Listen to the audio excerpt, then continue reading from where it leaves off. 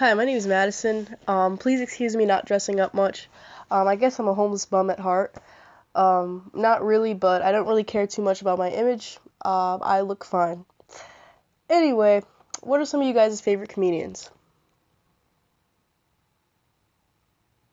Some of my favorite comedians, and I don't really watch comedy that much, but when I did watch comedy, some of the comedians that I gravitated to were Dave Chappelle, Eddie Griffin, Cat Williams, and Dick Gregory, who I'll put before all of them, and who's still out here speaking truth. You can find him on YouTube.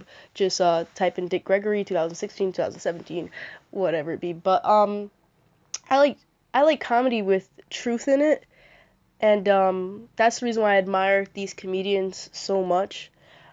Dick Gregory, he he spoke the truth to his people, and he spoke the truth to white people at their comedy shows. And they enjoyed it and they laughed. Um, the thing about white folks is they're entertained by your suffering. So, for example, you could tell them how Devontae got kicked in the ass at the nursery, and they'll roar. But one thing I had a problem with was getting mad at the regular everyday white person. And sometimes I just think about just telling them, like telling them off about how their people did this and that. But it's true. They do descend from the people and stuff like that. And I personally don't care, don't like people, don't want white to do nothing with white people or any other people that aren't my people, really, and not even some of my own people. But when it comes to regular white folks, they don't have the real power.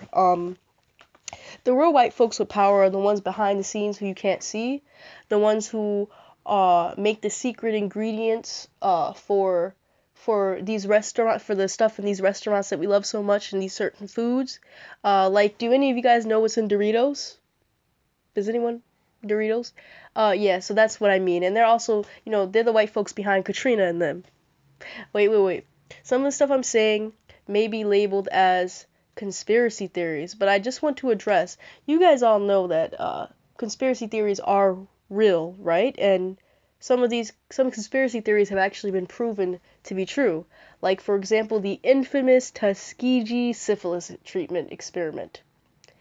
Yeah. So basically, with this, 400 poor Afro Americans were given syphilis under the disguise of treatment. Now, if you go online and search it up, they'll include it as being a conspiracy proven to be true, but they won't even admit that they were given syphilis. They'll say that they already had syphilis. But with a little digging, I found that they said that they recruited Afro Americans by saying they'd help give treatment to Afro Americans with bad blood. So bad blood, is that syphilis? Does bad blood automatically mean syphilis? Because I know quite a few people with bad blood that don't have syphilis. Bad blood can be anything from high blood pressure to anemia. So that's basically what I mean. So there you have the syphilis treatment, the terrible torture of the syphilis treatment experiment, and you also have a conspiracy that was proven to be true called COINTELPRO, or COINTELPRO, sorry. It stands for Counterintelligence Program, and this was the CIA program that basically destroyed the Black Panthers organization, and that also spied on Martin Luther King Jr. And they must have also been spying on Dick Gregory, because I remember Dick Gregory saying that back then he said his phone was tapped, probably still is, but he said his phone was tapped, and someone asked, how do you know? They thought he was like out of his mind. And he said, anytime a black man owes a 75,000 phone bill and they still haven't shut the phone off, the phone's tapped. So basically, that's that. Let me just check where.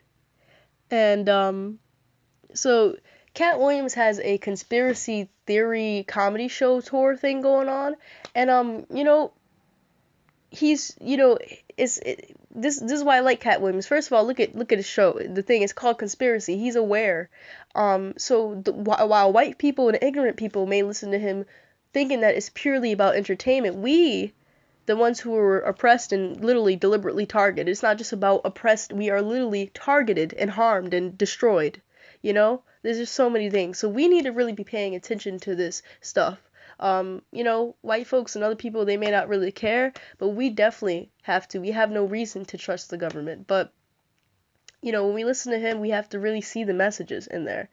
But there really is, not to sound spooky, there really is a huge conspiracy. But let me just bring up my mom. I try to tell her stuff and she just does not want to hear it. She wants to push it away. And I understand, because once you find out these things, you just don't want to allow yourself to accept it, because you still have to go out and work every day. And once you realize how things are really set up, that you're being screwed over so badly, that you're still a slave and that you don't really have freedoms, it kind of is pretty hard. But that's the thing, though. There isn't no hope, okay? Why do they call us soulful?